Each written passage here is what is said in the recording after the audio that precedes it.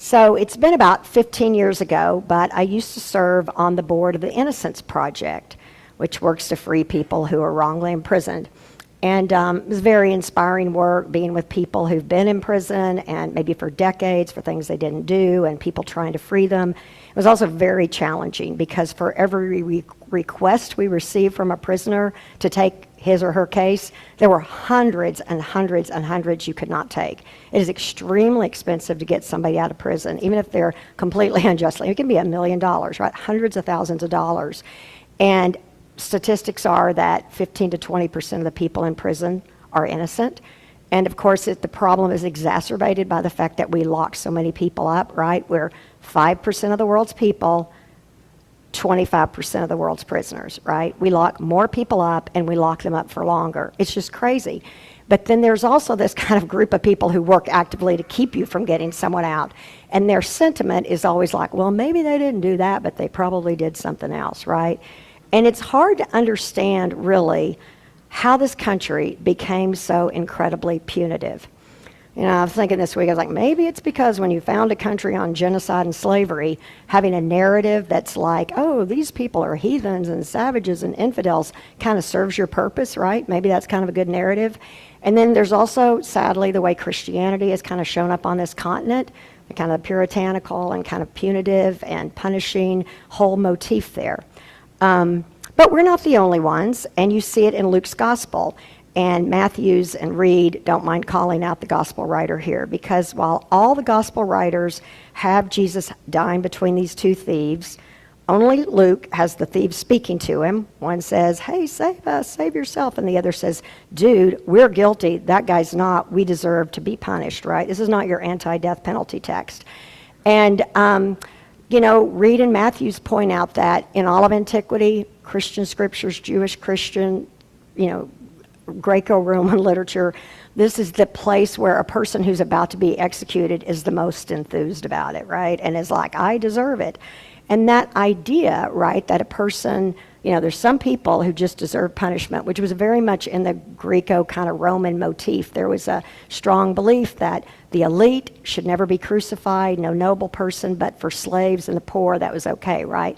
And you see, sadly, through Christian history, how this kind of exploitation and misuse of the cross has lived on.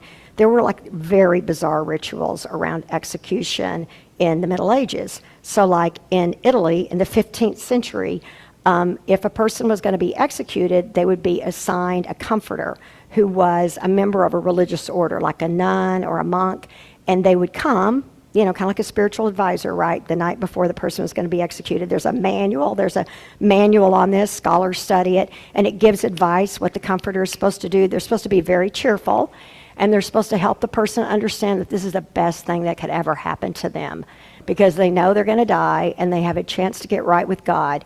This is not at all like, let me hear your claim for innocence, let me listen. It's like, let me show you how you're going to die and how good it is, because now you can go to eternal life. And then the day of the crucifixion, you can see paintings of this if you want to go to Florence. The person who's being executed would be led up there, their comforter would be there, and they would have a tavoletta, which is an image of Christ, a little painting of Christ on a stick, and they would be holding that in front of the person's face as they're about to be executed, or if they're having their head cut off down like this, right?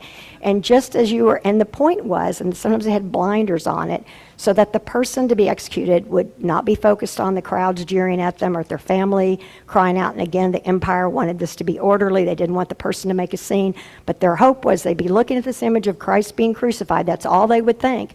And so they would have a better chance of going to eternal life. And these scholars are like, there's something really odd about a tradition that is concerned about a person's soul in the next life, but demands their blood in this one, right? I mean, this is not really the finest version, I think, of the Christian faith, which makes it even more remarkable, the power and the motif and the themes that come across in the spirituals. The spirituals are really not primarily about sin and punishment and judgment. They're about hope and freedom and deliverance. They start with the lived experience of people, suffering, broken, hurt. They layer on the stories of faith, right? You know, Jonah in the belly of the whale, and Daniel in the lion den, and Moses and the slaves coming through, and Paul and Silas. And then they layer on, not like in the Gospel of Luke, where Jesus is dying as this kind of master of emotions, superhuman guy with no feeling, but much more like the Gospel writer Mark, where this Jesus is with them, suffering, calling them, holding out, carrying them home. A good bit of what we know about spirituals from right around the Civil War days comes to us from a gentleman named Thomas Wentworth Higginson. He was probably the best person to be assigned to be the first colonel of the 1st South Carolina Volunteers. That was the first regiment of freed slaves who served in the Union Army. 180,000 African Americans served in the Union Army. This was the first freed slave regiment, and they were the first colored regiment to do active duty in the war. Higginson, he was born privileged from a family of ardent abolitionists. His mother was fierce on this. He was born in 1823. He went to Harvard when he was 13. He graduated when he was 16. He was going to be a Unitarian minister. He started divinity school, but he was so into being an abolitionist. He dropped out. He joined the Boston Vigilance Society, which was the society that was charged with trying to protect fugitive slaves that had been brought to New England. At one point, there were 50,000 people in the Boston Commons with a slave in the courthouse, and Higginson was the one who proposed storming it with weapons to free him. He was so strong on this that even though he went on to preach at this very left-wing Unitarian church that was very anti-slavery, he still got thrown out at 26 for being so anti-slavery. He went on to be a part of the Secret Six, which were the 6 white guys who funded John Brown's raid on Harper's Ferry. And then, wait for it, he came to Kansas during the border war, right, to kind of fund the anti-slavery initiative. Then he gets back up there. Also, he was a brilliant writer. He ended up being a mentor to Emily Dickinson. He wrote prolifically in the Atlantic all these beautiful, his writing, you know how writing sometimes from that era is not very good. It's like beautiful. He's like Henry David Thoreau, just all these gorgeous images of plants and life. And he was absolutely fascinated and respectful of the men under his charge. He said, "We, their officers, did not go there to teach lessons, but to receive them. There were more than 100 men in the ranks who had voluntarily met more dangers in their escape from slavery than any of my young captains had incurred in all their lives." And he talks about how these gentlemen became 1,000 in that regiment, how they were, in almost every indication, in almost every way, superior soldiers to the white soldiers he had led. But he was fascinated with the spirituals, and he had heard some of them sung occasionally in the North. And so in 1867, he wrote an article in the Atlantic that has 40 spirituals documented, not just the titles, but all the verses of them. And he was fascinated with the process. And so he would ask, the slaves, former slaves like Prince Rivers and Robert Sutton, some of these gentlemen, their lives and their histories have survived for us. He centered these men. When they read the Emancipation Proclamation there in South Carolina, they were the ones who gave the speech. But he has this lovely account with Prince Rivers where he's asking him about how this spiritual came about. It's the one that I've not heard it sung much, but it's like, many thousand go, no more peck of corn for me, many thousand go, no more master's lash for me, many thousand go, about the slaves freeing themselves. So he asked him, and Prince said, this is how it came about. The master comes in, he's going to take my food, he's going to lash me, he takes me away to give me 100 lashes. The others feel sorry for me. They start working on a song. And then that night when I come to the praise meeting, they sing the song to me and we add more verses. I mean, it's like, it's music that came from people's experience, right?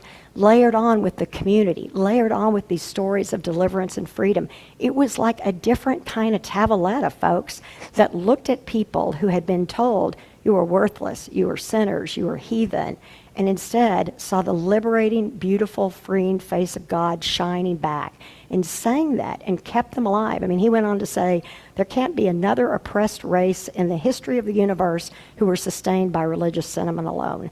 Now, it's kind of an interesting thing to say for someone who was an advocate of taking up arms, but most slaves could not take up arms, right? So the sustenance of believing and hoping and dreaming. Springsteen has done the same dadgum thing for 6 decades. He has been holding up a tabletta of humanity and the beauty of human nature against a tradition. Growing up, he talks about how his Catholic faith, from 6 to 13, he had to go to class, religious class, an hour every day. And he's not a practicing Catholic now. He talked about how that has shaped him more than anything. But what he's done is kind of push against this kind of punishing, punitive, retributive faith, right?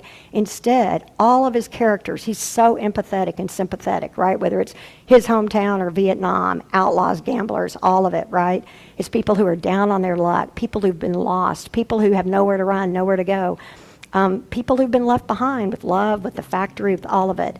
In 1993, Springsteen was asked to write a song for the film Philadelphia. Some of you have seen it. It starred Tom Hanks. It was the first major motion picture to put out the story of AIDS. Springsteen was like, I don't really know. Writing the movie scores is not my thing. But the song that came out of that, which Fritz is going to sing later, won an Academy Award, right? And it tells this kind of beautiful, haunting story of this young man who is wasting away, and not just his physicalness, but his isolation. If you did not live through the AIDS crisis, it really is a time you had to live through to know it.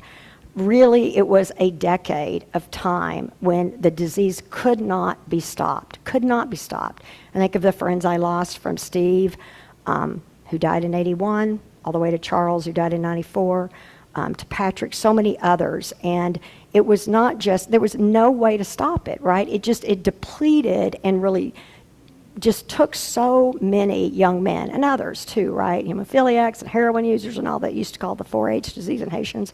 But it was also, sadly, a time in which people were judged and punished, right? We think about, the horrible God hates fags and people standing out in front of people's funerals, and people were told, you deserve this. This is your punishment. And in the wake of that, Springsteen sings this beautiful song. I was bruised and battered. I couldn't tell what I felt. I was unrecognizable to myself. Saw my reflection in a window and didn't know my own face. Oh, brother, are you going to leave me wasting away on the streets of Philadelphia? When I hear that song sung, I always think about my good friend Charles Beitler. Some of you knew Charles. Walk-ups knew him, and Susie knew him. Charles was a pastor here in Kansas City, and we were close friends. He was talented, and one of those people who just had an eye for beauty and color. And he also ended up coming out. He was gay, had HIV, and when his ministry ended, he came and joined St. Andrew, the church I was founding. He was a founding member, and he was the co-chair of the building committee. He was just such a beautiful, amazing, faithful, caring, funny, dedicated. I mean, he was a total church nerd. He just loved church. He was just so into church. Had this beautiful eye for beauty. He just brought so much to the building committee. And he would come into church. He'd gone from 160 to 100 before it was over, carrying these peonies that were bigger than he was. And he would come over to visit. I lived on McGee at the time, and he lived on Cherry. And his husband, I don't know if they get legally married at the time, but his husband would take in the car away, and Charles would walk over in the middle of the day carrying these ginormous flowers, and he would want to come in and visit and talk, and he would tell me the same thing over and over. And here by now, he was probably under 100 pounds. He was barely standing, and his once beautiful face had these lesions and marks all over, and sometimes he, struggled to really be coherent, but he would always tell me, I'm so thankful that I have AIDS. I have met the most amazing people. Dr. Lee and the nurses and all the love that has come to me. I'm just so grateful. It's made me such a better person. I mean, he would tell me that all the time. And in many ways, I always think about him at All Saints time because he was somebody who was really a saint to me. He died when I was pregnant with my daughter. He was 38. He would be 70 in March. And I just think about what we've lost, right? How much was lost? How much was taken from us by this ravaging of the disease? But his life was a prayer. It was a plea. It was a reflection where he was inviting us to look into the mirror, to look at the tabletta and see something else, to see this God who is absolutely with us, present to us in our suffering, and inviting us into more. Ain't no angel gonna greet me It's just you and me, my friend. The night is fallen, I'm lying awake. I can feel myself fading away.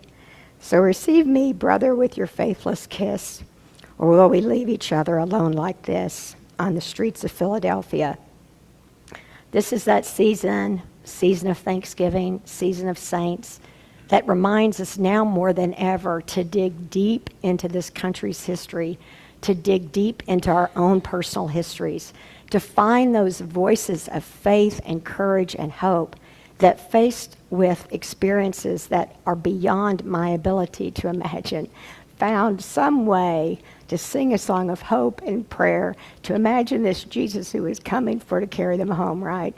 To imagine a way to live in a different world where we are a reflection of the grace and beauty of God.